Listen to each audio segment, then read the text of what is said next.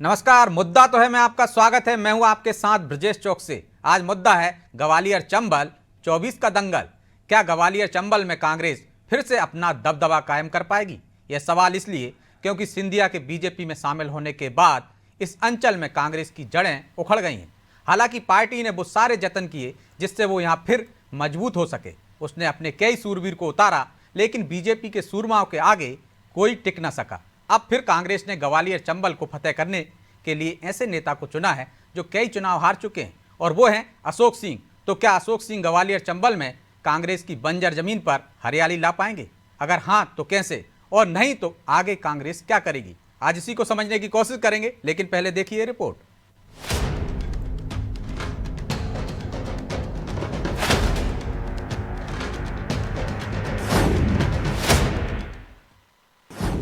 कांग्रेस ने रणनीति बनाई, सिंधिया के किले पर करेंगे चढ़ाई। 3 साल से ज्यादा का वक्त निकल चुका है, लेकिन सिंधिया के किले को कांग्रेस नहीं ढहा पाएगी, या यूं कहें कि ग्वालियर चंबल में कांग्रेस को वो चेहरा नहीं मिला जिससे वो सिंधिया को टक्कर दे पाए। लेकिन ऐसा भी नहीं है कि कांग्रेस ने हाथ पैर ना मारे हो या कोई नया प्रयोग नहीं किया हो। डॉक्टर गोविंद सिंह को नेता प्रतिपक्ष बनाकर पार्टी ने इस अंचल में खुद को मजबूत करने की कोशिश की, लेकिन वो खुद ही विधानसभा चुनाव हार गए। तो दिग्विजय सिंह के बेटे जयवर्धन सिंह से भी कई उम्मीदें कांग्रेस को थी, लेकिन राघोगढ़ सीट पर वो जैसे तैसे जीते। लेकिन अब कांग्रेस ने 4 बार हार चुके अशोक सिंह पर दाव लगाया है। उन्हें राज्यसभा से उम्मीदवार बनाया गया है और नेता प्रतिपक्ष ये दावा कर रहे हैं कि उनके सहारे वो सिंधिया के किले को ढहा देंगे और ग्वालियर चंबल में नई शुरुआत करेंगे। सिंधिया जी के चंबल के अंदर सेंधमारी के लिए हमने कांग्रेस की तरफ से एक शेर दिया है अशोक सिंह जी की तरफ से, तो निश्चित तौर से हमारे चंबल में एक नई शुरुआत होगी और सिंधिया का जो किला है उसको ध्वस्त करने में अशोक सिंह जी एक बड़ी भूमिका अदा करेंगे। ग्वालियर चंबल अंचल में बीजेपी की पकड़ काफी मजबूत है। इसकी सबसे बड़ी वजह तो ये है कि इस अंचल से बीजेपी के कई दिग्गज नेता आते हैं। इसमें नरेंद्र सिंह तोमर, वीडी शर्मा, जयभान सिंह पवैया और अब सिंधिया का नाम भी इस फहरिस्त में जुड़ गया है। इसलिए बीजेपी की जड़ों को हिला पाना कांग्रेस के लिए बिल्कुल आसान नहीं। लिहाजा बीजेपी सिंघार के बयान पर तंज कस रही है। भारतीय जनता पार्टी को इन सबसे कोई फर्क नहीं पड़ता। आप देखिए, रोज कांग्रेस के बड़े नेता भारतीय जनता पार्टी का दरवाजा खटखटा रहे हैं कि हमें भारतीय जनता पार्टी में शामिल कर लें, क्योंकि ये तय है कि देश में फिर से मोदी सरकार आ रही है और मध्य प्रदेश में 29 में से 29 सीटें भाजपा जीत रही। इसमें दो राय नहीं कि ज्योतिराज सिंधिया के बीजेपी में जाने के बाद कांग्रेस इस अंचल में कमजोर हुई है। हाल ही में हुए विधानसभा चुनाव में उसे 10 सीटों का नुकसान हुआ। वही बात अगर लोकसभा सीटों की करें तो 2019 में चारों की चारों सीटें बीजेपी ने जीती थी। ऐसे में सिंघार का ये दावा कि अशोक सिंह सिंधिया का किला ढहा देंगे और वो एक नई पटकथा यहाँ से लिखेंगे, ये कांग्रेस के लिए पहाड़ तोड़ने से कम नहीं होगा। ब्यूरो रिपोर्ट, अनादि टीवी।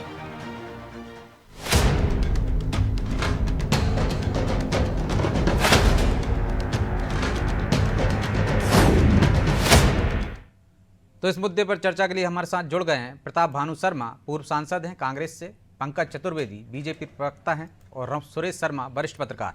तीनों मेहमानों का बहुत बहुत स्वागत है। शर्मा जी, शुरुआत आपसे ही करते हैं। पहले जयवर्धन दिग्विजय सिंह ने कोशिश की, फिर आपने नेता प्रतिपक्ष बनाया डॉक्टर गोविंद सिंह को कि वो इस किले में सेंध लगा पाएंगे, और अब अशोक सिंह जिन्हें उमंग सिंगार कह रहे हैं शेर हैं। ये शेर आपका पहले भी 4 बार मात खा चुका है, तो इस बार किला ढा देंगे उनकी बदौलत, या ये अतिशयोक्ति है? नहीं, अतिशयोक्ति तो नहीं है। यदि उमंग सिंगार ने इस बात को कहा है तो सोच समझ के ही कहा है। ये अशोक सिंह बड़े वरिष्ठ कांग्रेसी हैं और अच्छे मृदुल स्वभाव के व्यक्ति हैं, मिलनसार हैं। हार गए चुनाव वो बात अलग है, क्योंकि सिंधिया परिवार का वह तो पिछले 40-45 साल में कांग्रेस में रहकर ही तो बढ़ा है। वो फिर एन मौके पर जब उनकी जरूरत थी कांग्रेस सरकार के लिए, उस समय वो छोड़कर चले गए। और 40 साल में जो कांग्रेस के एक कद्दावर नेता के रूप में महाराज माधवराव सिंधिया और उनके बेटे फिर ज्योतिरादित्य सिंधिया परिवार की जो एक छवि वहां रही, वो बराबर बनी रही लोगों के बीच में जाने से, सब बातों से। परंतु ज्योतिरादित्य सिंधिया के भाजपा में जाने के बाद या चुनी हुई सरकार के साथ धोखा देने के बाद में वो उस छवि में डेंट तो लगा है।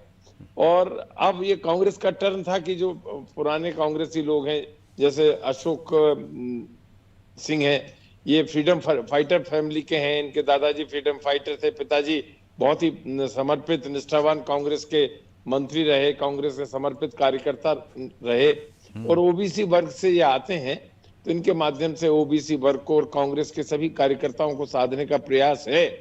और ये बात सही है कि अचानक से जो एक झटका कांग्रेस को उस समय लगा था 3-4 साल पहले, उसे संभलने में टाइम तो लगेगा, परंतु उसमें ये अशोक सिंह कामयाब होंगे, ये मेरे मन में विश्वास है।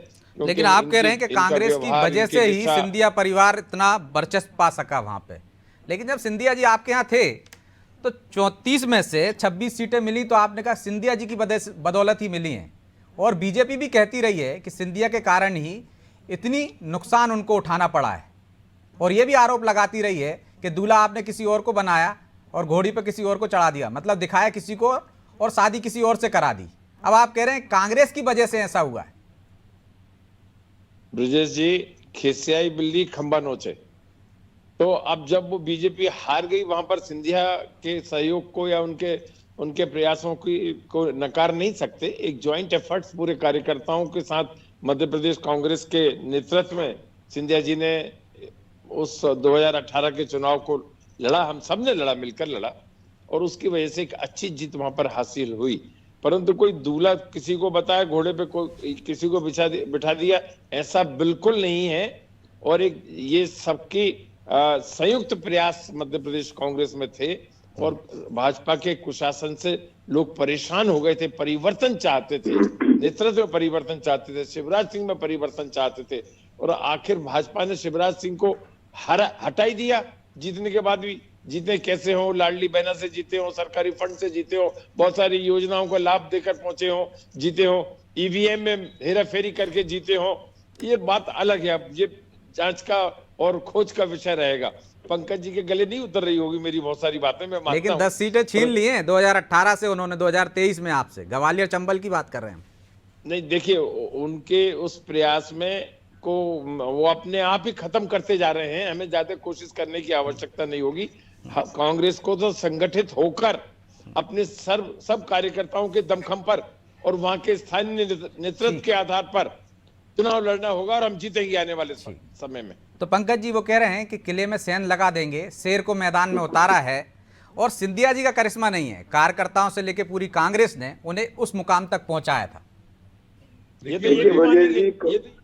मैं उत्तर देता हूँ बेटा, मैं भाई साहब उत्तर देता हूँ। कांग्रेस राजनीतिक शेयर ढेर हो गए, हमने देखा पिछले 4-5 साल में मध्य प्रदेश में या पिछले 10 साल। और अशोक सिंह जी के प्रति पूरे आदर के साथ के वो एमडीपी है सर, मालदार पार्टी है। सेठ अशोक सिंह कांग्रेस पार्टी के, अभी कांग्रेस में विजय जी एटीएम की चल रही है। पहले एटीएम ग्रुप में कमलनाथ जी थे, फिर दूसरे सेठ जितेंद्र पटवारी को बना दिया, अब तीसरे एक और सेठ बचे थे अशोक सिंह जी। इन्होंने, इनको कहते हैं कांग्रेस में इंतजाम अली सर। अशोक सिंह जी का व्यवस्था था पूरे मध्य प्रदेश कांग्रेस के लोगों की सत्कार की इंतजाम की व्यवस्था करना, भोजन पानी, गाड़ी घोड़ा रहने की व्यवस्था करना। तो 30-35 साल से जो बेचारे सत्कार कर रहे थे कांग्रेस के लोगों का, तो कांग्रेस ने उसके बदले उनको दिया, आगे भी उनसे लिया जाएगा। ये टिकट कांग्रेस ने बेचा अशोक सिंह जी को, स्पष्ट है। ये कोई समीकरण, कोई राजनीतिक गणित है ही नहीं, विशुद्ध रूप से टिकट बेचा गया है, ये स्पष्ट तौर पर बोल रहा हूं मैं। जहां तक भारतीय जनता पार्टी की बात करते हैं ब्रजेश जी, तो भारतीय जनता पार्टी में आने के बाद सिंधिया जी ने यह स्थापित किया कि वो भारतीय जनता पार्टी के नेता किसी कांग्रेसी छत्रप के समान नहीं है। और ग्वालियर भारतीय जनता पार्टी का, ग्वालियर चंबल नहीं, अपितु संपूर्ण मध्य प्रदेश भारतीय जनता पार्टी की अवैध गढ़ है, क्योंकि जनता की कृपा मिलती है। ग्वालियर चंबल में आपने बिल्कुल ठीक दिखाया कि दिग्विजय सिंह जी, जयवर्धन जी, स्वयं नेता प्रतिपक्ष पूर्व के गोविंद सिंह जी चुनाव हार गए। पूरे ग्वालियर घूमे और तमाम प्रकार के दुष्प्रचार सिंधिया जी के खिलाफ। स्थिति क्या बनी कि जितनी सीटें थी उससे 10-12 सीटें इनकी ग्वालियर चंबल में कम हुई। पूरे मध्य प्रदेश में टुकड़ा साफ हो गया। डॉक्टर गोविंद सिंह जब बने थे कहते थे आप डॉक्टर गोविंद सिंह आ गए, अब डॉक्टर गोविंद सिंह आ गए, डॉक्टर गोविंद सिंह आ गए और चले गए।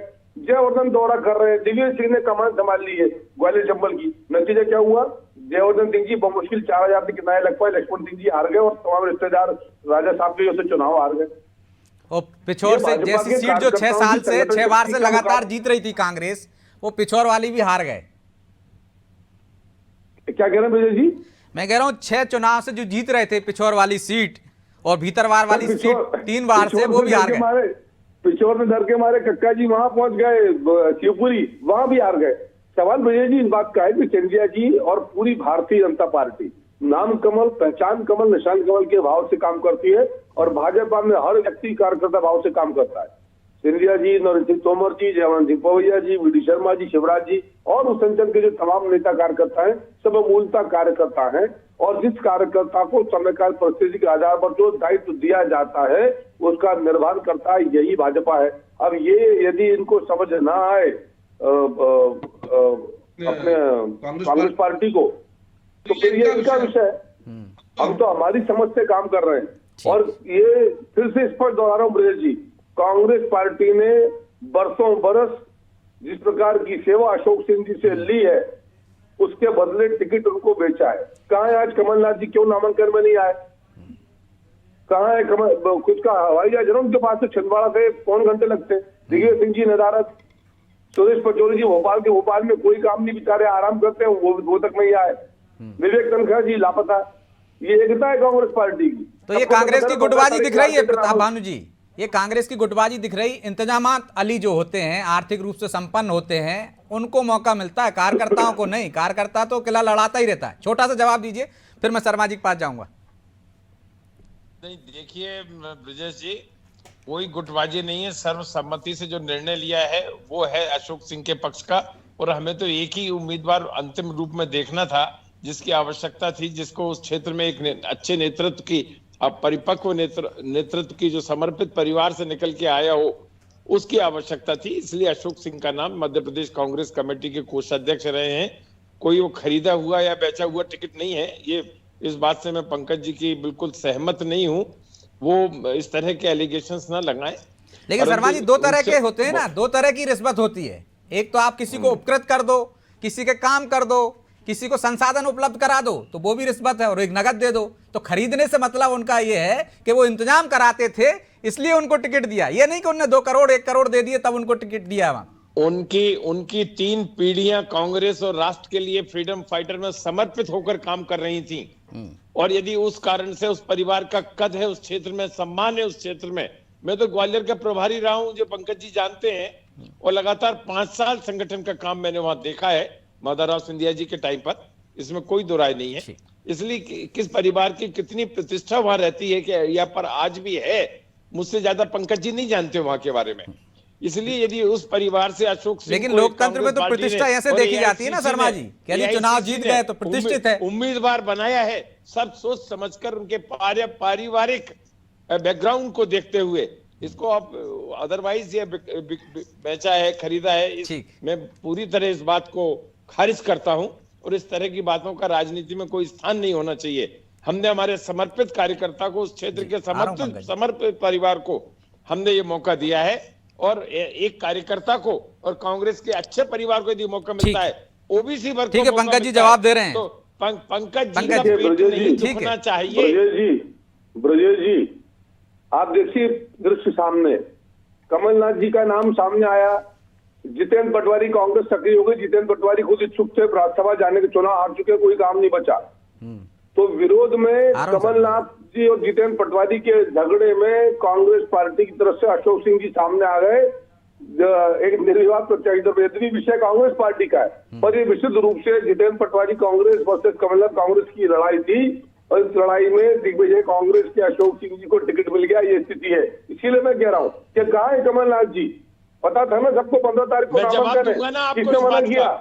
पौन घंटा लगता है, छिंदवाड़ा से हवाई जहाज है कमलनाथ जी के पास, देश के 2 नंबर के उद्योगपति हैं, लेकिन भाव नहीं बचा।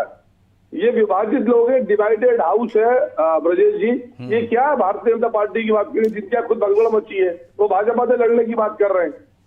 अभी पता नहीं और कौन भारतीय जनता पार्टी सम्मिलित हो रहा हो। हाँ, जब सबको पता है कि 2024 में खाली फार्म पे साइन करवाने आ सकते हैं, गारंटी, मोदी की गारंटी, भोज देने आ सकते हैं, खाली फार्म पे साइन कराने आ सकते हैं शर्मा जी, बिल्कुल, तो फार्म जमा कराने भी आ सकते थे। नहीं, गुटबाजी? देखिए, ये प्रदेश कांग्रेस कमेटी के संगठन का काम होता है और हमारे जीतू पटवारी और उमंग सिंगार दोनों लोग मौजूद थे, कई विधायक साथ में थे, और ये इन बातों को इशू नहीं बनाना चाहिए। और दो बातों का जवाब मैं पंकज जी को देना चाहूंगा और पूरी अथॉरिटी के साथ देना चाहूंगा। हवाई बातें ना करें वो। कमलनाथ जी कभी भी राज्यसभा में जाने के लिए दावेदारी उन्होंने सोनिया जी के समक्ष प्रस्तुत नहीं करी। ये कमलनाथ जी से जो मेरी स्वयं बात हुई, ये उसका हवाला देते हुए मैं कह रहा हूँ। जीतू पटवारी को ये गुटबाजी में जीतू पटवारी को ये कह रहे हैं कि वो भी दौड़ में थे।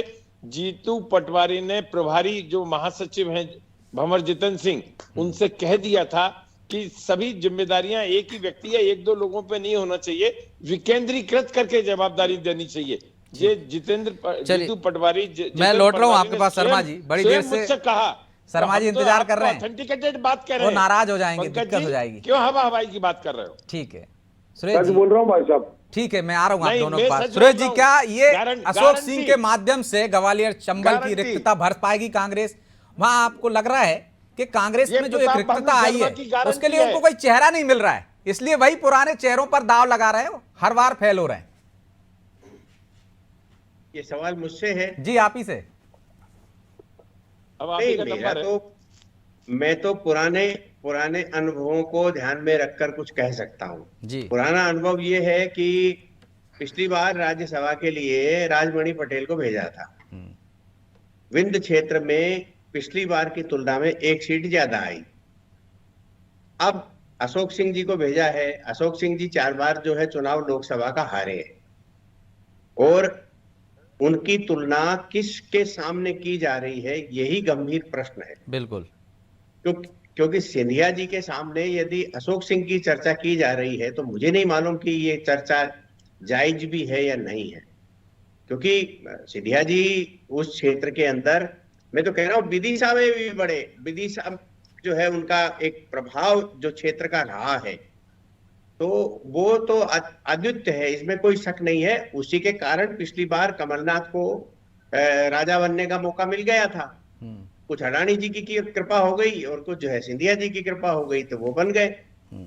तो ये जो परिस्थितियां हैं, इन परिस्थितियों में कोई बहुत बड़ा बेनिफिट होने वाला नहीं है। वैसे भी देखिए, कोई भी राजनीतिक पार्टी है, प्रताप भानु शर्मा जी हमारे बड़े हैं, उनका टेका लगाने से पार्टी नहीं बढ़ती कभी भी। बिल्कुल, पार्टी के नेतृत्व की विचारधारा और पार्टी के नेतृत्व के विजन के कारण जो है विस्तार होता है।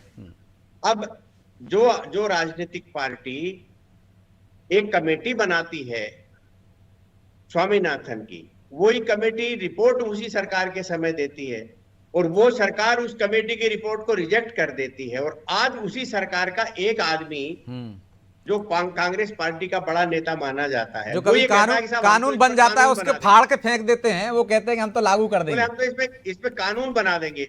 आप बताइए इस विचारधारा को कौन स्वीकार करेगा? ये अपने आप में हास्यास्पद है। यानी आलू से सोना बनाने वाला जो मामला है, वैसा का वैसा ही ये वाला मामला है। तो लेकिन शर्मा जी एक और सवाल है, ठीक है शर्मा जी, एक लाइन दूसरी दिशा में चले गए। शर्मा जी मोदी जी बना रहे थे। मोदी जी ने तो जो बनाया वो मोदी जी भुगतेंगे पंडित जी। मैं तो ये कह रहा हूं कि आपके नेतृत्व की विचारधारा आपके जितनी भी नहीं है, आपकी जितनी समझ है, हम सब लोग आपका सम्मान करते हैं। क्या आपका जो केंद्रीय नेतृत्व है वो इस प्रकार की बुद्धि भी रखता है क्या? उसको क्या बोलना चाहिए और क्या नहीं बोलना चाहिए ये उसको मालूम है क्या? यदि ये मालूम है, और आप तो पूरे देश को मालूम है कि वो कितने समझदारी से और कितनी दृढ़ता से काम कर रहे हैं। एक ही नेता है जो बीजेपी सरकार का पर्दाफाश कर रहा है। ठीक है शर्मा जी, मैं ये कह रहा हूं, यदि उसको आप उपलब्धि मान रहे हैं तो फिर आप जो है जानिए ना कि आपकी पार्टी कहां बढ़ने वाली है। देखिए, विजन जनता के बीच में जाए बिना विजन के साथ कोई लाभ नहीं होता। जनता जो है आज आपके सामने एक ऐसे प्रतिद्वंद्वी से आपका टक्कर है। यदि आप ग्वालियर चंबल की बात करेंगे तो एक ऐसे प्रतिद्वंदी से आपकी टक्कर है जिसके को भेद पाना जो है किसी सामान्य व्यक्ति के बस का नहीं है। कमलनाथ और दिग्विजय सिंह दोनों मिलके ग्वालियर चंबल नहीं भेद पाए। इसी प्रकार से नेशनल लेवल पर यदि आप देखेंगे तो आपकी तो अशोक सिंह को बलि का बकरा बना रहे हैं क्या शर्मा जी? या एक गुटबाजी भी आपको नजर आती है जिस तरह से नहीं, फॉर्म जमा नहीं, करने के कोई दौरान बलि- नहीं आए, जो कोई पंकज बलि जी का ने सवाल बकरा उठाया? नहीं है, ये केवल राज्यसभा की जो टिकट है ये केवल उपहार है। इसका कोई बकरा वकरा बनाने का कोई मामला नहीं है। वो तो ये है कि एक सीट देना थी और कई बार उपकृत ऐसा हो किया जाता है। ना, उपकृत किया है, ये खुद पंडित जी कह रहे हैं। हम्म। ये उपकृत किया है उनको, बस बाकी कोई योग्यता का प्रतिफल है ऐसा कुछ नहीं है। और तो मैं एक शर्मा बात जी आज जो आप कह रहे आपको- थे, जो पंकज जी कह रहे थे, वही तो आपने भी कह दिया कि उपकृत किया है। मतलब जो काम नहीं, उन्होंने उनके किया है, जो उनके समर्पित और उनके परिवार की, कांग्रेस और राष्ट्र की सेवाओं देखते हुए तो उपकृत किया है। मैं ब्रजेश जी एक बात और वो कह तो रहा कह हूं। रहे थे उनने खरीदा है, बेचा है। अरे दोनों ब्रजेश बातों में जी- फर्क है। आप तो हिंदी के विद्वान आदमी हैं ब्रजेश जी। मैं तो एक और बात कह रहा हूं जी कि आप केवल अशोक सिंह पे ही चर्चा क्यों करते हैं?